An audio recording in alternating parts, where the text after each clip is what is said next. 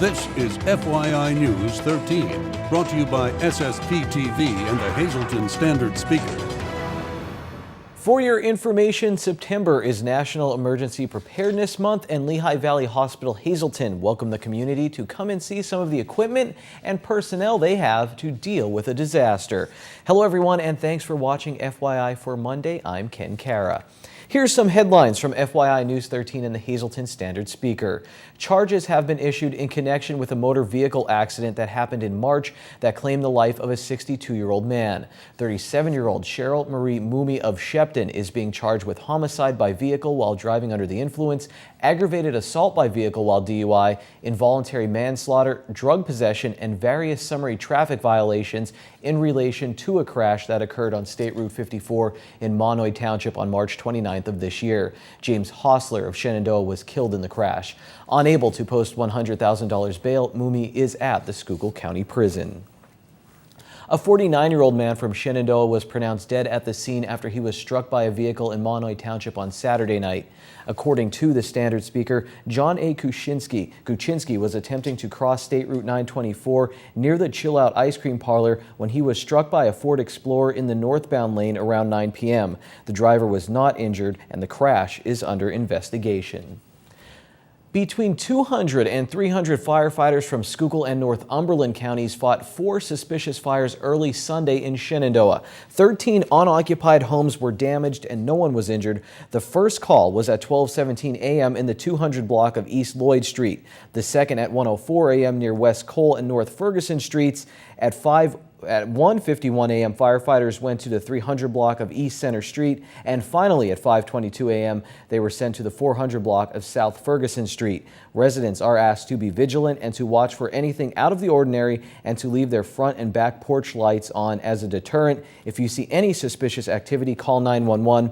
Anyone with information on the fires can call Shenandoah Police or Schuylkill County Communications Center at 570-462-1991. Last week, President Obama gave the go-ahead for U.S.-led airstrikes in Syria in an effort to stop ISIS. The president also said Sunday on 60 Minutes that the U.S. government underestimated what had been taking place in Syria. Meanwhile, House Speaker John Boehner, speaking on ABC's This Week, said that the U.S. may have no choice to send in American troops. Congressman Lou Barletta was in our studio today for a taping of the Sam LaSan Show, and we asked him for his take on the ISIS situation. I've been getting a lot of classified information in dealing with this issue, and it's really what we're talking about most right now is what we need to do. I voted with the president in his plan to airstrike ISIL in Iraq. Also, we're going to be training average people in Syria. I don't think that's going to work. These people have no background of ever fighting before. They have no experience. This is who the president wants to put on the ground. I voted for it because doing nothing is a worst option, in my view. However, I do not believe that this strategy will succeed. We need to get other countries involved as well. This is a problem that's threatening the world, not just the United States.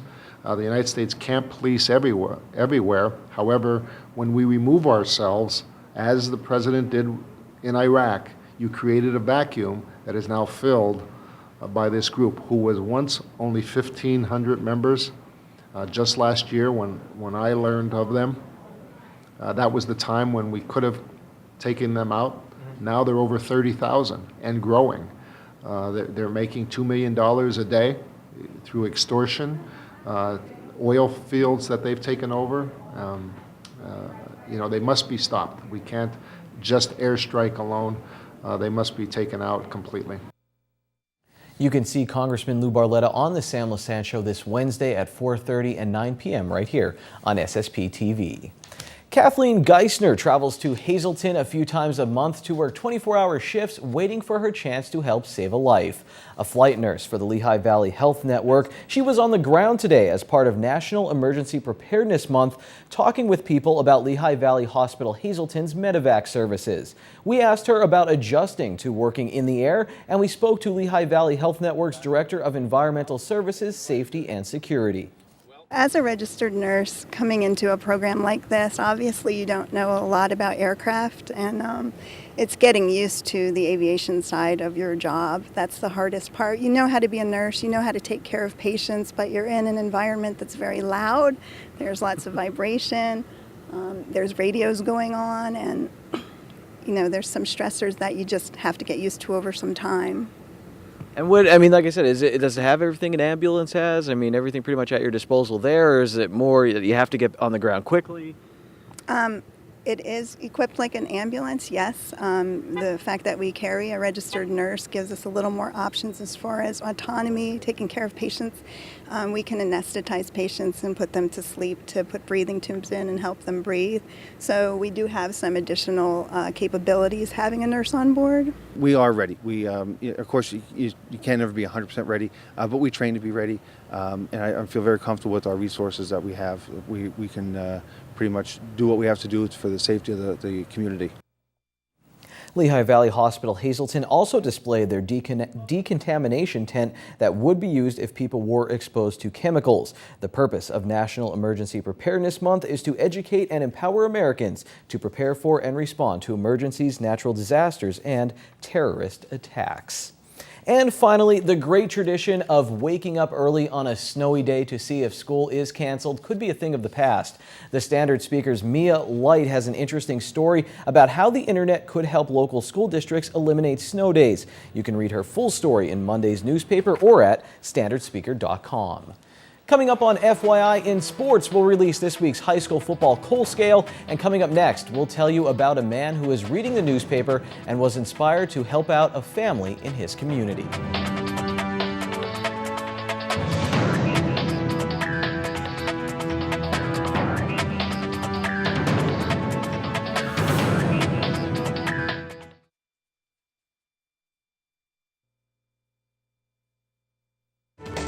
This is FYI News 13, brought to you by SSPTV and the Hazleton Standard Speaker. Well, if you're looking to work out with someone one-on-one, they have it here at Core Fitness. You join us every Monday for some fitness tips, and we're back with Christy Book.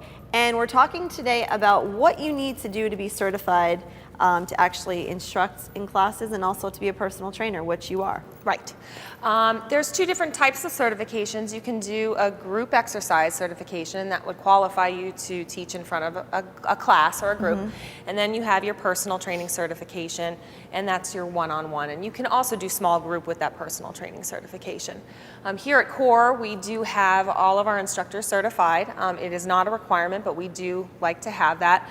We all attend continuing educations, whether that be in the field that we're teaching or something that we just want to learn more about. So it's a difficult thing to find somebody who's that into it, that really wants to do it. But I recommend that if it's something that you're interested in, first and foremost, you have to understand that it's not your workout anymore. It becomes your class's workout, it becomes your client's workout, and you have to be okay with that, that you know, if you're good enough, you can get your workout in, but you have to modify for anybody that's in your class, and you have to be personable. You're who these women look up to. So you want to do everything as best that you can. You want to encourage them. And what I like to tell the girls is to leave their negativity at the door, and I'll take care of the positivity in here. I will pump them up, praise them. It's a necessary tool because as women, you know, we batter ourselves every single day looking at these images. Right. So how many people out there, rhetorical question, actually are satisfied with their bodies, whether they're a size 0 or a size 22 or a plus size woman? You know, there's always something that people are looking to look for. Right. So if you're working towards something like that, you have a goal for your body and you want to get better, and it's something that you love to do, I recommend that you look into the avenues of the certifications. There's many certifications that you can do online. There's on-site certifications. You can come in here and train. We are looking for instructors. We'd love to have them. It's a difficult thing to find, but if you're interested in it and you think that you can be that type of leader, we'd love to hear from you. Nice. So if you're interested, you could call here at Core Fitness. Next week, we are going to show you some results and have some testimonials if you're looking to work one-on-one with a personal trainer like Chris here or someone here at Core Fitness. So next week, we're going to meet someone who's been training with you for some time now. Yep, and we're going to talk about flat bellies after babies. All right, that's next week right here on FYI. Time now for FYI News 13 weather. Here's looking at you, Hazleton. I think I see Lisa getting a coffee at the Pines, or Lisa Sugar. No, I can't really. The fall is here and the temps are falling slowly. And here's our local forecast from the National Weather Service. Tonight, mostly cloudy, the low 54, not too shabby. Let's take a look at the extended forecast. On Tuesday, the high will be near 72 and there is a 30% chance of showers. There's a chance of showers for the next few days. On Wednesday, there's a 20% chance of showers. The high will be 67 degrees. Wednesday night, we get down to 51. Again, 20% chance of showers. Thursday, mostly sunny. The high is 69. Thursday night, we drop down to 52 degrees. On Friday, the chance for showers jumps up to 40% during the day and 50% at night, with a low of 50 for those high school football games.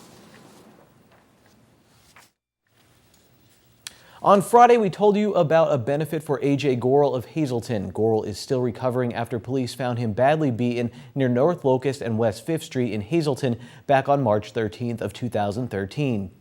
2 men have been charged in the attack. Today, I had the chance to talk with the man who is organizing the benefit. And what is even more impressive is the fact that he doesn't even know the family personally. Well, he does now.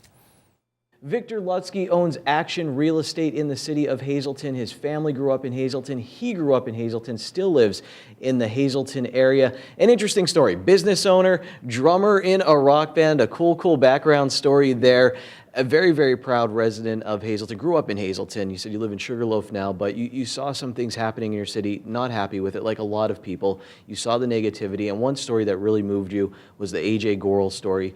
And what we're here to talk about today is you reached out to his family and you're going to put together a fundraiser along with your band Monsters of Rock at Genetti's to raise some money for AJ. And let's talk about that first interaction you had with the family when you did call them. What was that like?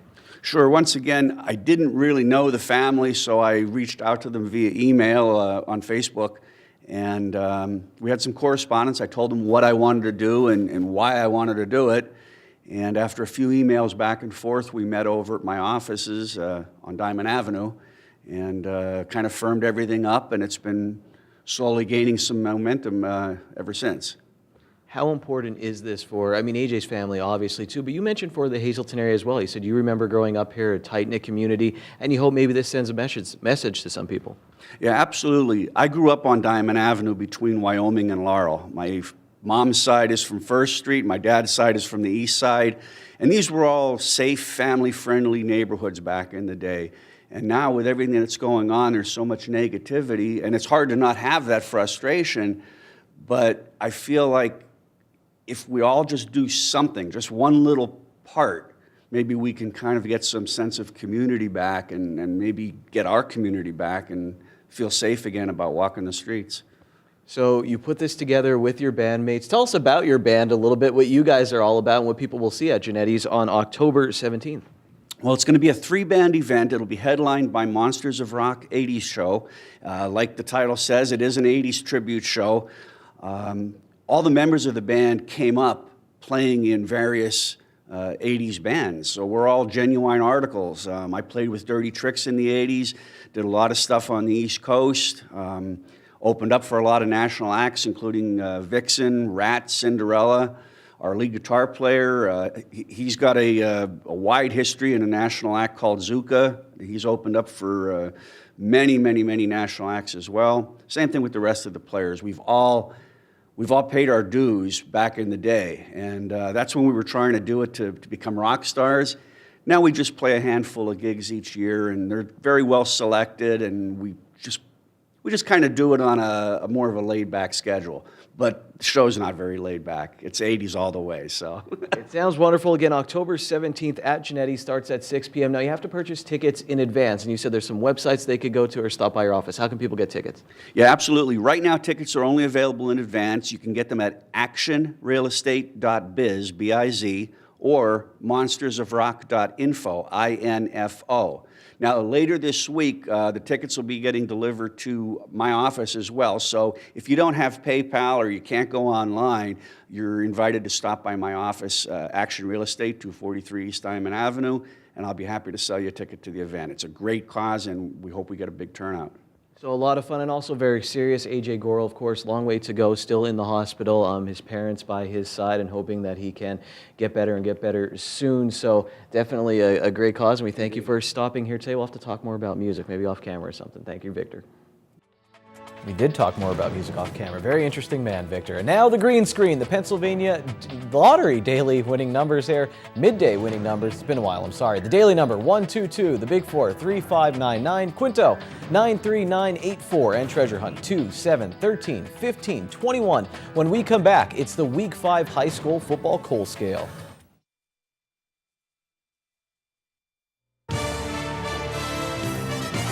This is FYI News 13 Sports. Welcome to the Sportscast. Getting coal at Christmas is bad. Getting coal on Monday from the local TV station is good. North Schuylkill has found a rich vein and they are cashing in. The Spartans are unbeaten halfway through the season after a 49-7 victory over Monoy area, and they are the only team right now in our anthracite grade, the highest grade on the coal scale. To the bituminous grade, these teams are hot. The Blue Raiders from Tamaqua are getting really hot. They opened the season with a 35-6 loss to North Schuylkill, and their only other loss was to Jim Thorpe on the road by 1 point. The land of the running water Raiders shut out Panther Valley 41-0 on Friday. Tyler Skripko had 3 touchdowns in the first half of that game. The Marion Colts, they lost their second straight game against another tough team this time. They fell by 3 points to Blue Mountain. And finally, Monoy area. As we mentioned, they ran into North Schuylkill. In the Lignite grade, these are teams looking for a spark. The Hazelton area Cougars came so close to their first win of the season on Friday night against Pittston area, but they fell just short, 34-28. Shenandoah Valley was shut out by Minersville 21-0.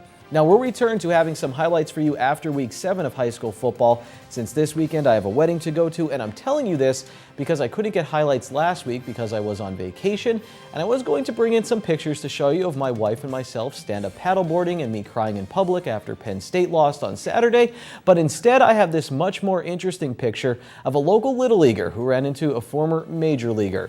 This is Gabriel Yanuzzi, who plays Little League for Valley East Little League, and he's hanging out with former Philadelphia Phillies pitcher Tommy Green.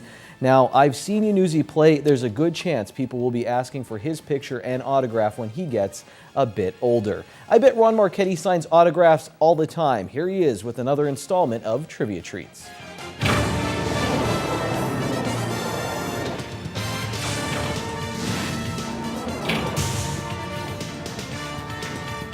The final Monday in September is almost over, and this last week of this month has been absolutely spectacular. Hi, everybody. Welcome to Trivia Treats. We're about to enter October, and people will start complaining about being cold in October. My reply in October will always be, come on, they're still playing baseball, so how cold could it be? And they will be playing baseball for another month. It should be over on or just before Halloween. On this very day in 1954, exactly 60 years ago, when the World Series was usually over early in October, Willie Mays made one of the greatest catches in postseason history to lead the New York Giants to a 10th inning 5-2 triumph over Cleveland Indians at the Polo Grounds in the Big Apple. The score was 2-2 in the 8th, with none out and 2 Cleveland runners on base when Vic Wertz crushed the ball and drove it to deep, deep center. Mays raced to the distant wall and caught the ball over his left shoulder, 460 feet from home plate. At any other ballpark in the major, except Yankee Stadium in 1954, Wertz's drive would have been a home run.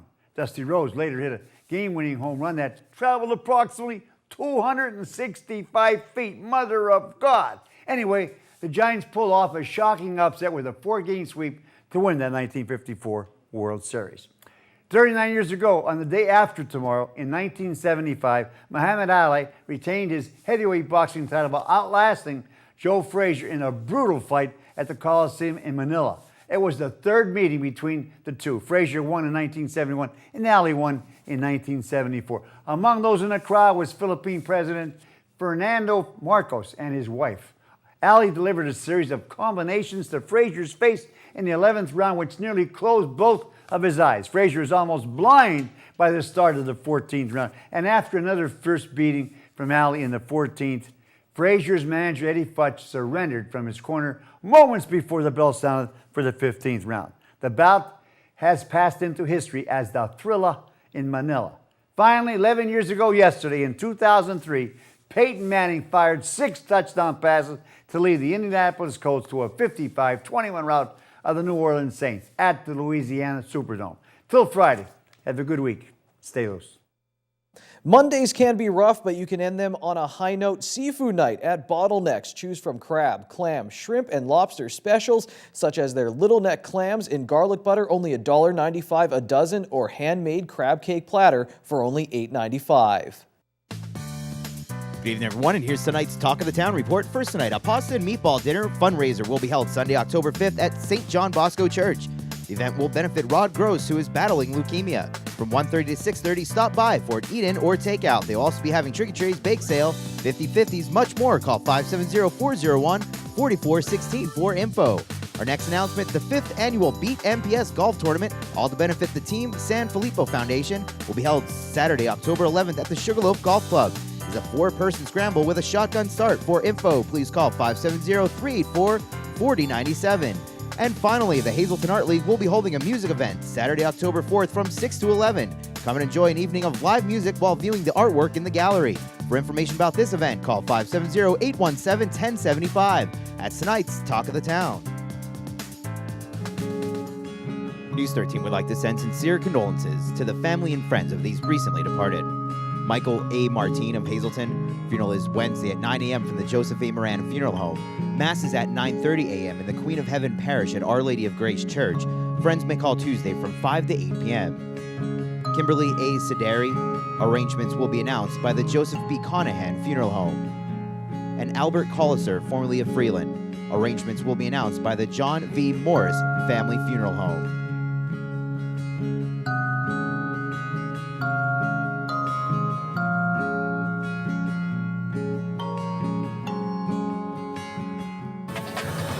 Attention pay-per-view subscribers, if you see your name right now on News 13, you have 13 minutes to call in and win a free movie from Service Electric Cablevision. Our winner tonight is Diana Silver of Drums. Diana, if you're watching, give us a call right now, 570-455-7267, extension 104.